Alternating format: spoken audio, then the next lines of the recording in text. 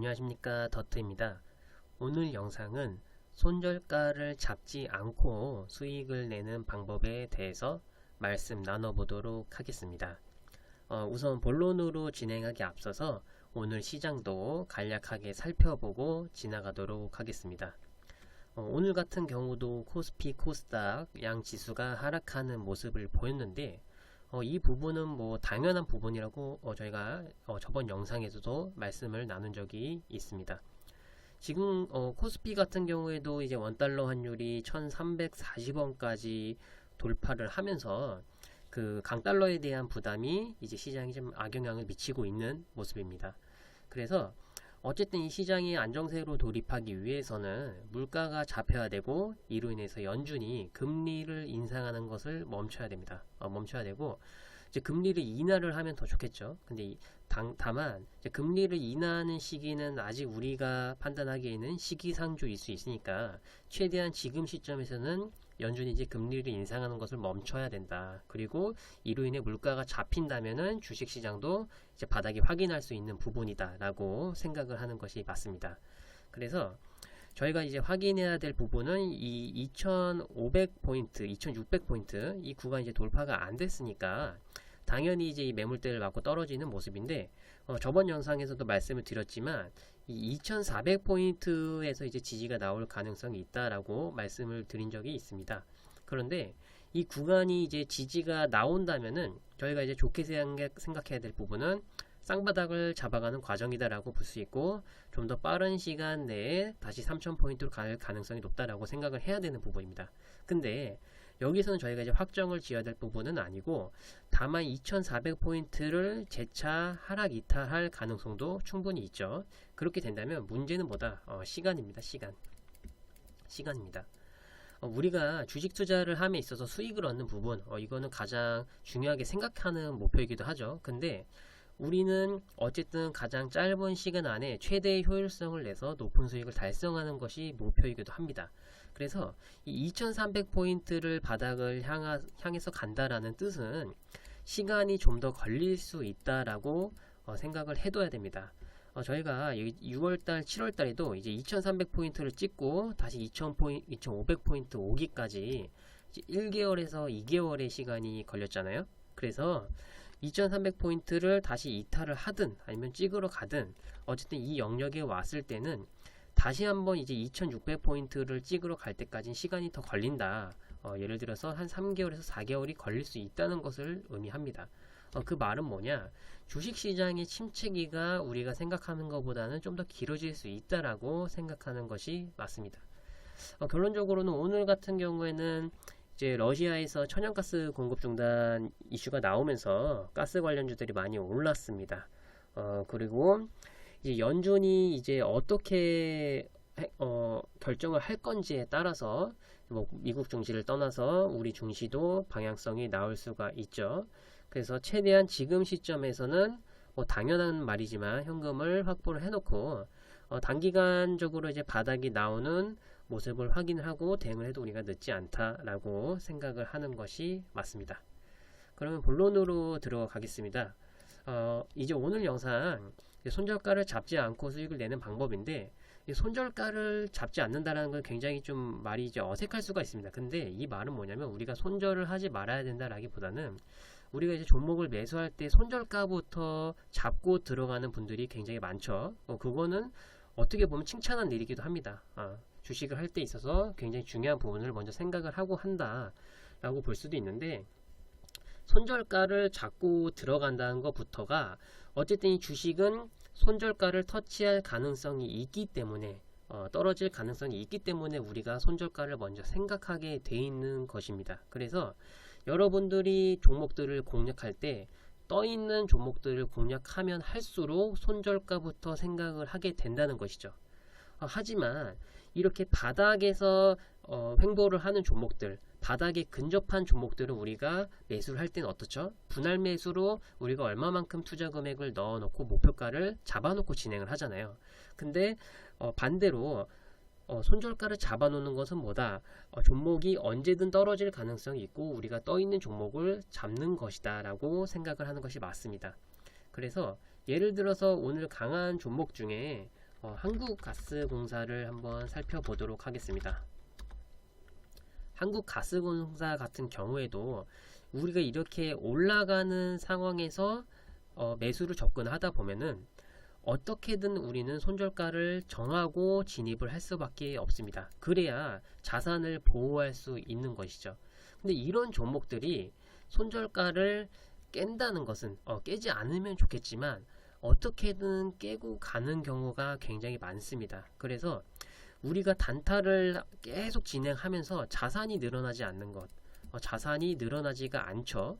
이 부분은 뭐냐면은 우리가 손절가를 잘 지켜서 그런 것도 있습니다. 손절가를 잘 지키기 때문에. 근데 이 손절가를 지킨다는 건 뭐냐? 우리에게 보이는 손절가는 세력들에게도 보입니다. 이 세력들이 종목을 움직이는데 우리가 손절가가 이탈돼야 우리가 물량을 던지는데 그 세력들이 우리를 같이 올려 보내줄 리가 없죠. 그렇기 때문에 일부러 손절가를 이탈을 하는 경우도 굉장히 많습니다. 예를 들어서 우리가 매수를 진행하고 나서 손절가를 매수가 대비 마이너스 5%에서 마이너스 10% 이렇게 잡고 진행하는 경우가 많죠. 뭐 짧게는 마이너스 3%까지 잡을 수가 있습니다. 그런데 이게 정확하게 맞아 떨어지면 좋습니다. 시장이 상승하는 구간에서는 확률이 굉장히 높아질 수가 있습니다. 근데 시장의 80% 이상은 보합권을 가거나 하락세를 이어갈 가능성이 굉장히 높다는 것이죠. 그래서 우리가 결론적으로 단타를 이용을 하고 단타를 매수를 할 때 자산이 늘어나지 않는 것 또한 이 손절가에서 나오는 경우가 많습니다. 그래서 손절가를 정하지 말고 구간을 정해서 진행을 하는 것도 좋을 것 같습니다. 그러기 위해서는 우리가 이렇게 높이 떠 있는 자리에서 매수를 공략을 하는 게 아니라 우리가 추가적으로 추가 매수를 할 수 있고 안정적으로 우리의 자산을 지킬 수 있는 구간에서 매수를 진행하는 것이 좋다는 것을 의미하기도 합니다. 결론적으로는 이 한국가스공사를 매수를 진행할 때도 이런 구간에서 매수를 잡는 것이 아닌 35,000원 부분 이런 영역에서부터 매수를 진행을 하간다면 굳이 손절가를 잡지 않고도 우리가 편안하게 수익을 낼 수 있다라고 생각을 해보시는 것도 좋을 것 같습니다. 다음은 어떻게든 종목을 매매를 할 때는 수익으로 나와야 된다라고 생각을 하는 것이 좋습니다. 물론 시장 상황에 따라서 매수를 하고 나서 우리가 예상한 대로 시나리오가 나오지 않았을 때는 손절을 하는 것도 시장에서 주식을 함에 있어서 굉장히 필요하게 되는 부분이기도 합니다. 근데 어떻게든 우리가 이 소중한 자산을 아끼고 불려가기 위해서는 손절이라는 것을 줄여야 한다는 것이죠. 그래서 결국에는 바닥에 있는 종목들을 잡게 되고 밸류에이션이 높게 평가되어 있는데 투심에 의해서 주가가 떨어진 종목을 눈여겨봐야 된다는 것을 의미합니다. 첫 번째로 손절을 없애야 된다는 마인드로 종목을 매매를 하게 된다면 이렇게 급등주를 공략하는 일도 줄어들게 됩니다. 결론은 우리가 매수를 진입하기 앞서서는 손절을 최대한 하지 않는다라는 매매 전략을 잡고 종목을 서칭 하신다면 좀 더 좋은 종목을 공략하실 수 있을 것으로 판단하고 있습니다. 그럼 종목들을 한번 살펴보면서 설명드려 보겠습니다. 한국가스공사 같은 경우에는 이렇게 지지라인이 이탈된 부분도 저희가 한번 살펴볼만 하죠. 지지라인이 이탈이 됐는데도 떨어지지 않는다. 그럼 상승할 만한 여력이 있는 거고 반대로 저희가 써니전자라는 종목을 보도록 하겠습니다.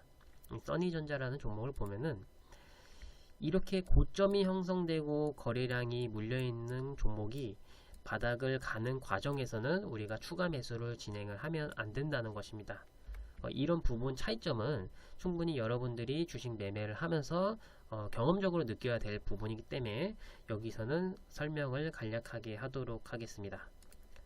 세진중공업도 제가 예를 들어서 설명을 드려보겠습니다. 세진중공업 같은 경우에도 이제 저희가 이 지지선을 잡는다, 만약에 손절가를 잡는다면 이 최저점이 될 수가 있겠죠. 이 최저점에서 여기서부터 공략을 해가면 되는데 이 손절 라인이 만약에 손절 라인을 잡는다고 했을 때 이 부분으로 잡을 가능성이 굉장히 높습니다. 근데 세진중공업 같은 경우에는 여기를 이탈을 하고 강하게 반등세가 나와줬습니다. 그리고 5일선을 타주면서 높은 수익률을 달성할 수 있는 상승률도 나오게 됐습니다. 이런 종목들 같은 경우에는 5,000원 부근부터 공략을 해간다면 충분히 손절을 진행하지 않고 수익을 챙길 수 있다라는 것을 의미하기도 합니다. 다음 종목 보도록 하겠습니다. 다음 종목은 이제 OCI 한번 보도록 하겠습니다. OCI 같은 종목도 똑같습니다. 물론 여기에 거래량이 실린 고점이 형성되긴 했지만 이렇게 싼 고점이 만들어지지 않는 한 우리가 들어갈 수 있는 가능성은 충분히 있다라고 보시면 되시고, 이런 종목들도 이 자리가 이탈이 난 이후 다시 안착하는 흐름이 나왔을 때는 재공략할 수 있다는 것이죠. 재공략할 수 있다는 것이고, 그리고 이 자리를 거래량이 늘어나면서 장대 양봉까지 생겼을 시에는 수익을 챙기는 것도 가능하다라고 보시면 됩니다. 다음 종목 같은 경우에도 CS홀딩스 보도록 하겠습니다. CS홀딩스 같은 경우에도 저점을 이탈한 종목이죠. 저점을 이탈한 종목인데, 이렇게 저점이 이탈됐다는 건 뭐냐? 개인들이 관심 종목에서 지었다라는 것을 의미하기도 합니다.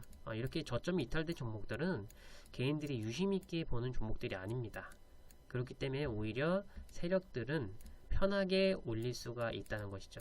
주가를 편하게 올릴 수가 있다는 것을 의미하기도 하고, 그래서 제가 말씀드리는 것도 이렇게 저점이 이탈된 종목들, 지지선이 지켜지지 않는 종목을 유심히 체크하는 것도 오히려 우리가 큰 수익을 내는 데 도움이 된다라고 보시면 됩니다. 우리가 단기 투자를 할 때는 보통 이제 21선이 이렇게 있으면 이렇게 21선을 끼고 올라가는 종목들을 많이 좋아하지 않습니까? 근데 이런 종목들은 우리가 그 손절가를 잡을 때도 3%에서 5% 잡으면 대부분 깨고 가게 돼 있습니다. 대부분 이탈을 시키고 개인들의 물량을 털어내고 가는 종목들이 많기 때문에 이런 종목들을 공략을 하면 할수록 자산이 줄어들 수밖에 없습니다. 그래서 지금 주식 하시는 분들 중에도 이런 종목을 공략하시는 분들이 많으실 거고, 지금 자산이 꾸준히 늘어나지 않는 분들도 많을 건데, 이런 종목을 공략을 하지 마시고 개인들이 관심이 없는 종목들을 공략하시면은 오히려 자산 증식에 도움이 될 수 있다라고 생각하셔도 좋을 것 같습니다. 간단하게 결론만 말씀드리겠습니다. 주식 같은 경우는 밸류에이션이 높은 종목들이 시장에서 싼 가격이 왔을 때 우리가 그 종목을 매수하고 비싼 가격에 파는 것이 최종 목표입니다. 다만 여기에서는 가치가 없는 종목이 무조건 싸졌다고 해서 사는 게 아니라 미래의 현금 흐름이 원활하게 창출이 되고, 그리고 사업 흐름 또한 가치가 있는 종목들이 저가에 왔을 때 매수하는 것을 의미하기도 합니다. 손절 같은 경우는 주식시장에서 우리가 주식 매매를 함에 있어서 굉장히 중요한 부분이기도 하죠. 그런데 우리가 손절가부터 생각을 한다는 것은 여러분들이 떠있는 종목을 먼저 잡아내기 때문에, 떠있는 종목을 매수하기 때문에 손절가부터 생각이 난다는 것을 의미하기도 합니다. 그래서 제가 손절을 하지 말자라고 말씀을 드리는 게 아니라 최대한 손절이 없는 종목을 매수를 하자라고 말씀을 드리는 것입니다. 그렇게 되면은 자연스럽게 밸류에이션이 있는 종목들을 저렴한 가격에 살 수도 있게 되고, 자연스럽게 급등주를 쫓아다니지 않게도 만들게 됩니다. 이러한 부분을 염두를 하시면서 매매를 하신다면 더 높은 수익률이 달성될 수 있을 것으로 판단하고 있습니다.